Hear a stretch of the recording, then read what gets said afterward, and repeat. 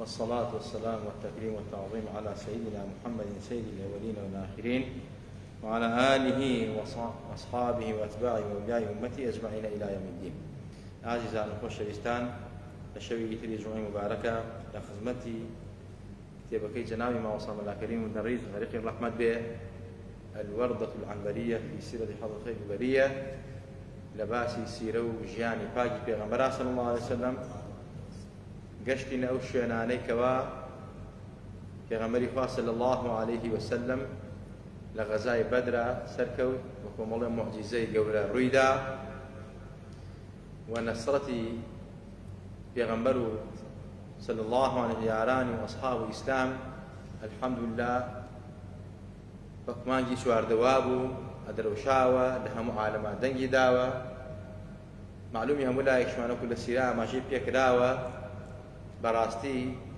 مدينة كبيغمبري خواه روشت أبي يثريب كردي بمدينة منورة ونوراني كرد دولة إسلامية دامازان بيغمبري خواه صلى الله عليه وسلم شوار دوري هم يهودو يهودي جودك كشدة ناس شدة عداوة يعني لقى خلقيا لقى إسلام بيغمبر صلى الله عليه وسلم لو ناوا زور جلكي بنو نضير جلكي بنو قريزة جلكي ناو مدينة شوار دوري جزيرة العرب جلكي زور خيبر أمانة طبعا بيغمبر خواه رازي نبون حقا شان أزاني أن زاني بيغمبر خواه بلام إنكاريانا كر دجاتيانا كر وبيان خوش نبون بيغمبر ناز داره لهيج كاتك سركوتو بيه كاتك لغزاي بدري شاه سركوتو بو امان كيسكوت كوليان جيان لكالو دستان كربا درو دلسي خويانو خيانته ومكر وكيد وحيله وبشور امره همشه لبلانا بو انسانيت بو مسلمانان ولا نابني مسلمانان لو سدنا مش آوابو بيغمبري خواه صلى الله عليه وسلم لپاش غزاي بدر غزای تری کردوک و ئاماژەمان پێکرد وتمان نزیکی 29 تا 27 غەزا یا بەپێی ڕێوادەکان پێغەمبەری خوا بەشداری کردووە وجود و حضوری هەبووە لەو غەزانە هەندێکیان شەڕێتیا بووە هەندێکیان شەڕێتیا نەبووە بە سەلامەتی دەربازیان بووە سەرکەوتیان بەدەستیان ناوە یەکێتر لەو غەزانەی کە لە دوای غەزای بەدر و ڕوویە غەزای قرقة الكدر قرقة الكدر كأو غزايا براستي لدواء غزايا بدر رويا أوش طبعا قرقرة القدر قرقرة الكدر منطقة آوي كيلي وابنا وبانجا قبيلة بنابي بني سليمة و لدواء غزايا بدر يترويستان فلاماري بيغمرو مدينة بر حفتەیەک لە دوای غەزای بەدر پێغەمبەری خوا صلی الله عليه وسلم حفتەیەک لە دوای غەزای بەدر پێغەمبەری خوا صلی الله عليه وسلم کە بە پلانەکانی زانی فەرمووی بە ئەسحابەکانی ئامادە بن ئەوە بوو حەزرەتی عەبدوڵڵای کوڕی مەکتوم داینا لە شوێنی خۆیان فەرمی لە مەدینە بە ئێمە ئەچین بۆ کبکردنەوەی ئەو هێز و ئەو ژێش و شۆڕشەی کەوا ئەیانێ بەسەر مەدینە بۆهۆزی بنو سەلیم پێغەمبەری خوا بە خۆی 200 نەفەرەوە ڕۆژ تا گەشتە قەرقەرەة الکودەر یا کەدەر بەرحاڵ شوێنێکە ئاوێکە وا بەناوبانگە پێغەمبەری خوا 3 ڕۆژ ماوە لەو شوێنە خۆی 200 نەفەر 3 ڕۆژ ماوە لەو شوێنە هەندێک ئەفرۆن 10 ڕۆژێک ماوە بەڵام تووشی هیچ شەڕێک نەبوو کاتێکەوە بەنی سەلیم زانیان پێغەمبەری خوا صلی الله عليه وسلم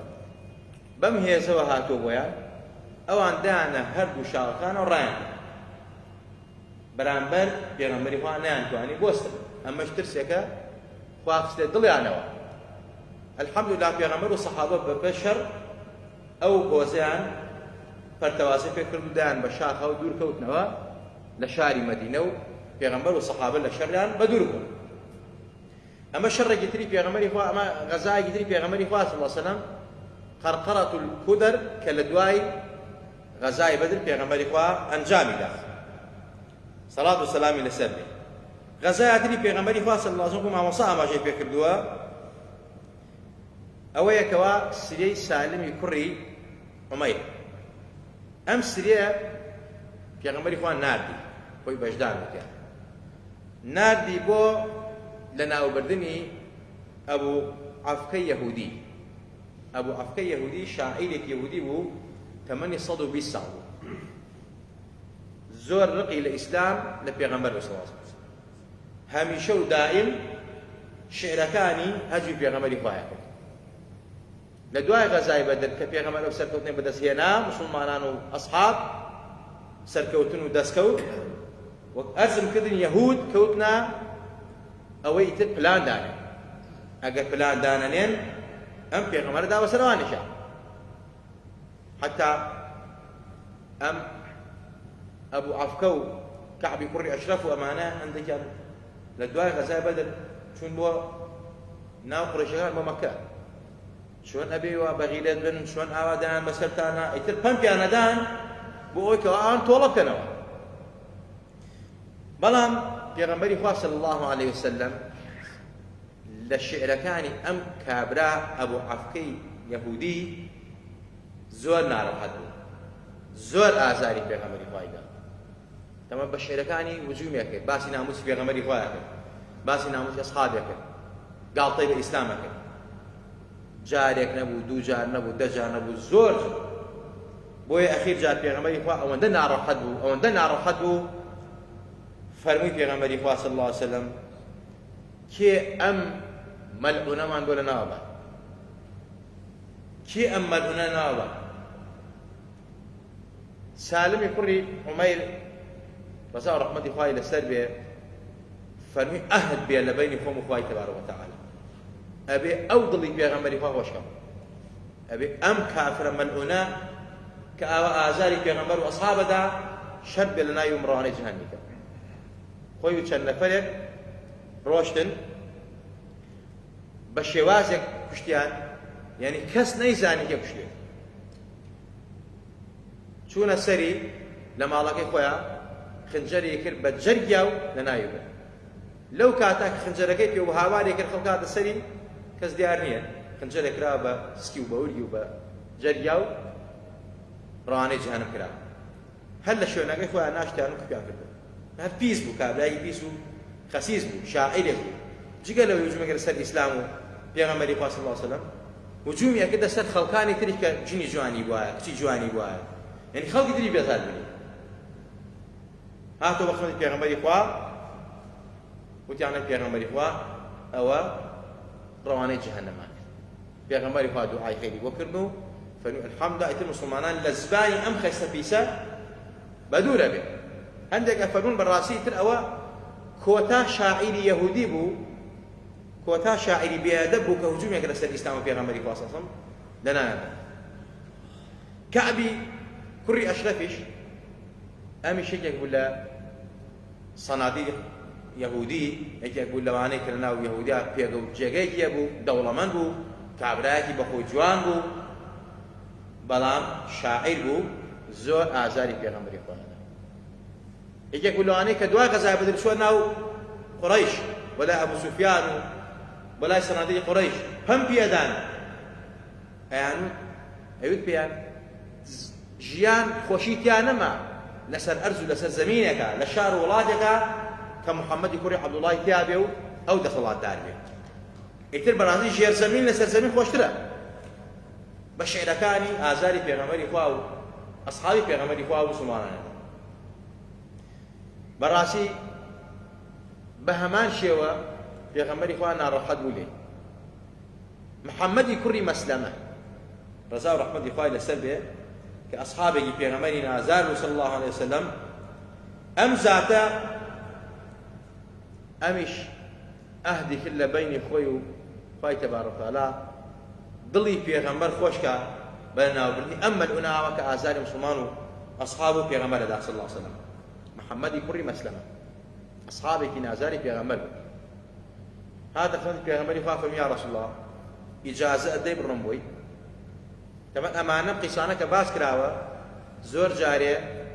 ئەلمانەکانی ئەوانەی کەوا کەسێکن کە ڕخەنە ئیسلام ئەی قۆزنەوەڵن بۆ پێغەمبەر ئەمانەی کوشت. ئەمانە زەرەریان بۆ مەبەتی بۆ مسلمان و ئیمانداران ئەمانە بە زبانیان ئازاری پێغەمبەر و ئەسحابی پێغەمبەری خۆیان ئەدا باسی ناموسی خەڵکیان نەکرد باسی ناموسی پێغەمبەریان نەکرد بەڕاستی ئەمانە چۆن کوشتنی زەردەواڵە و مەسەلەی مشک و مار و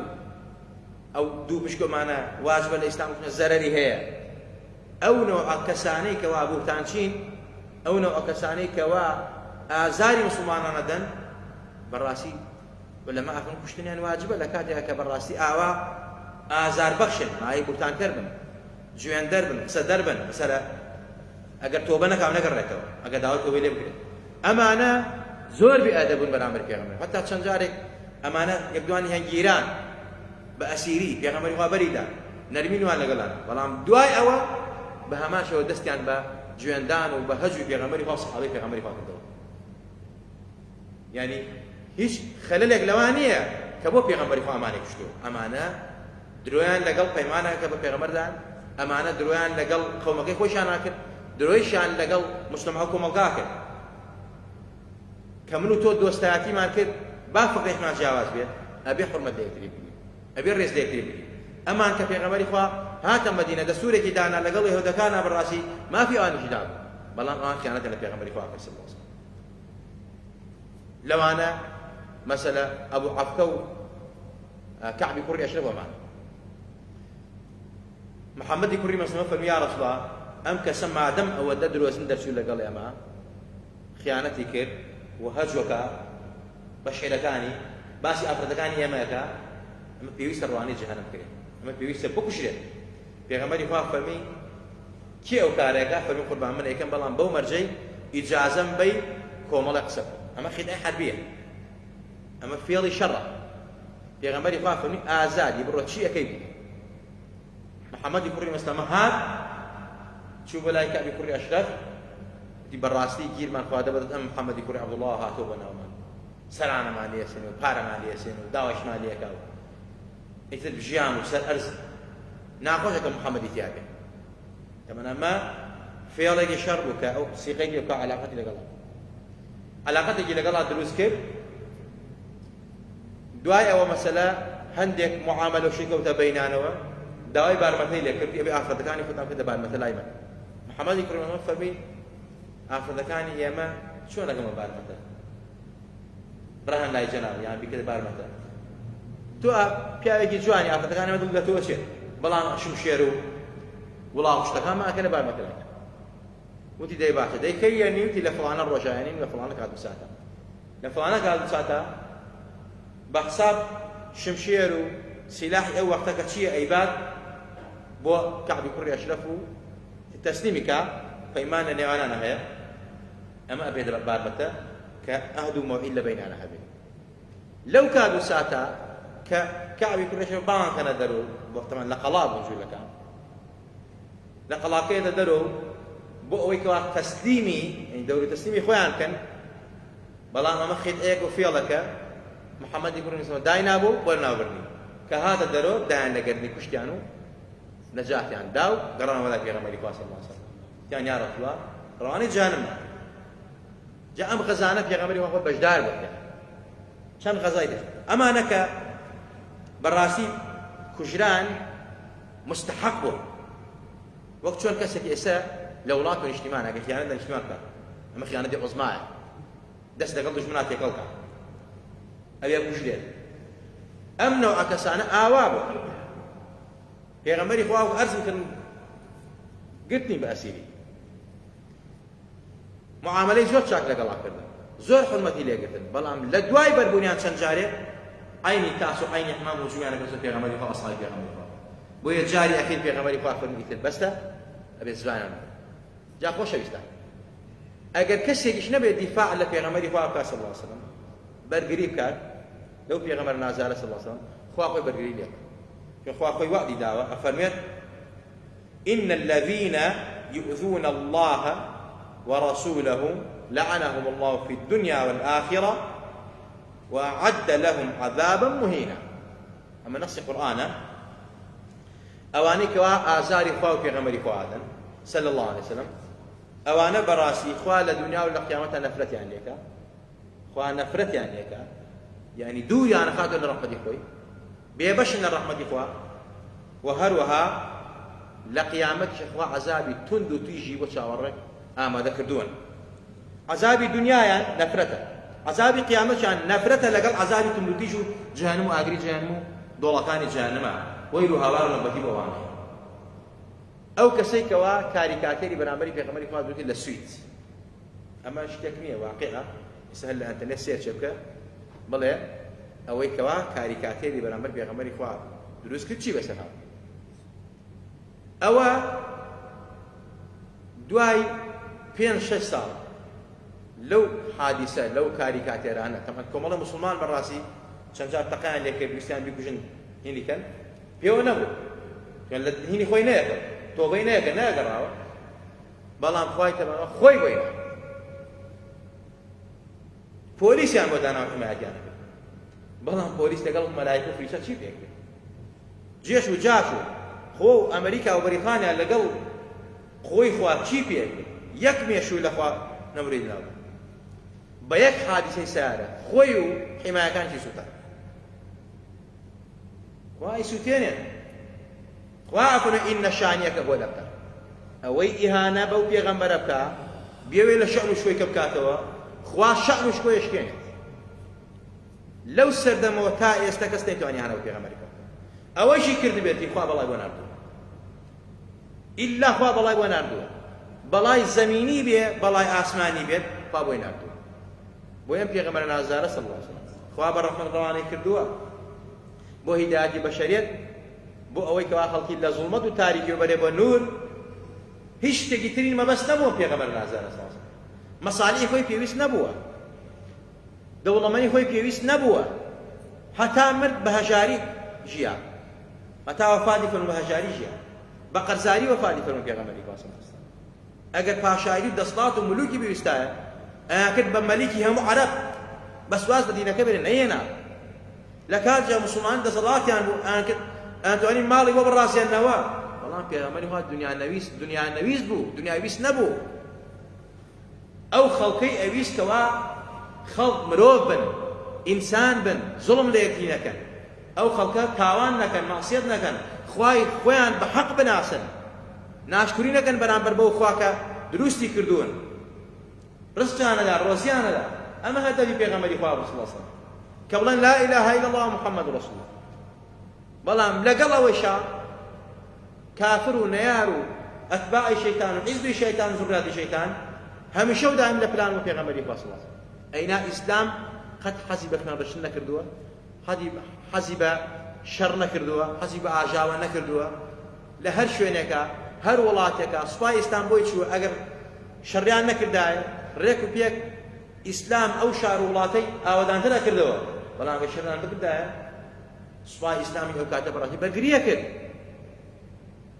هیچ کاتێک ئیسلام شەڕەنێز نەبووە شەڕفرۆش نەبووە ئیسلام دائیمەن خەتی دیفاعی بووە جا ئەمە چەند غەزایی تر کە پێغەمبەری خوا بەشدار بووە تا غەزاکانی تر کە لەو 27 و 25 غەزای کە پێغەمبەر بەشدار بووە لە شەوانی جومعەیە ئینشەڵڵا بە قسمەت دێگەینەوە بەخوای گەورەتان ئەسپێرین خوای گەورە هەموو لایەکمان خۆش بێ و لە هەموو لایەکمان ڕازی بێ خوا عاقیبەتمان بەخێر بێڕێ خوا بمان بەخێر بۆ پێغەمبەر نازدارە صلی الله عەلەیهی وسەلەم خوا لەبەر خاتری و پێغەمبەرە لە دنیا و لە قیامەتە سەربەرزمان کە بە عیزەتمان کە دڵمان نورانی کە لە بەڵا و باو نەخۆشی و ناخۆشی خۆمان و خانەوادە و ماڵ و منداڵمان لادا وڵاتمان پڕ لە ئەمن و ئەمان کە وڵاتمان پڕ خێر و خۆشی کە وڵاتمان بەدوور کە لە هەموو زاڵم و ستەمکارێک لە هەموو بێدینیەک لە هەموو فەسادێک یا ربی خوا بە ئیمان و گومانشێنە و گومان بێنن و زیندوومان کەرەوە یا ربی خوای گیان ئەوانەی داوا دوعای خێریان لێکردین ئەگەر گیر و ورد و مەشاکیلانێ خوای بان خەڵکی بۆیان چارەسەرکەی ئەگەر منداڵیان منداڵی ساڵحان بەرێ ئەگەر هەیان و ساڵحی خوای بۆیان ساڵەکەی منداڵی هەموو لایەکمان ساڵەکەی یا ربی خوای لەم شەوە جومعە پیرۆزە لەو دەفتەرە تایبەتەی پێغەمبەری خوا صلی الله عەلەیهی وسەلەم ناوی خۆمان و باوکو دایکمان تۆمار کە ئەو پێغەمبەر نازدارە دوعای خێرمان بۆ بکە تکانمان بۆ بکە شەفاعەتمان بۆ بکە چ لە بەرزەخا چ لە قیامەتە لەسەر حەوزی کەوسەر و لەسەر چیمەنەکانی بەش بانگمان بکە و دەرمان نەکە بەدەستی مبارەی خۆی ئاوی کەوسەرمان باتێ نەتوینەتی و نەکبەتی دنیا و قیامەت ڕزگارمان بێ یا رەبی خوای گیان لە دنیا و لە قیامەتە بە زیارەتی و پێغەمبەرە شادمان کەی بە زیارەتی شارەکەی شادمان کەی مانگێنی بەخنەوە پێغەمبەر نازدارە صلی الله عەلەیهی وسەلەم یا رەبی خوای گیان وڵاتمان پڕکێ خۆشیگەی وڵاتمان لە تۆفان و بوومە لەرزە و هەموو قەهر و غەزەبی خۆت پارێزاکە پەروەردگار لەبەر خاتی جاه و مەقامی پێغەمبەر نازارە یا رەبی خوایە بەهۆی تاوانی تاوانباران و گوناهی گوناهبارانەوە خوایە قەهر و غەزەبی لە وڵاتی مسلمانان مەگرە لە ئێمەش و تەواوی مسلمانان مەگرە یا رەبی خوای بەزەی بە حاڵمان نابێتەوە یا رەبی خوای گیان ئەو مسلمانانەیش لە شاری هەولێرە لە شاری سلێمانیە هەر بەڵاو ناڕەحەتێک بەسەرانە هاتووە یا رەبی خوای سەبر و سەباتیان پێ بەخشە خوای قەرەبیان بۆ بکەیتەوە یا رەبی خوای گیان مسلمانان و ئیمانداران وڵات و شارمان پارێزاوکەی لە هەموو ناڕەحەتی و لە هەموو گرانی و لە هەموو بوومە لەرزە و زەمین لەرزە و تاوان و تۆفان و ناڕەحەتیەک بەجاه و مەقامی پێغەمبەر نازارە آمین آمین أقول قولي هذا وأستغفر الله لي ولكم ولسائر المسلمين والسلام عليكم ورحمة الله وبركاته.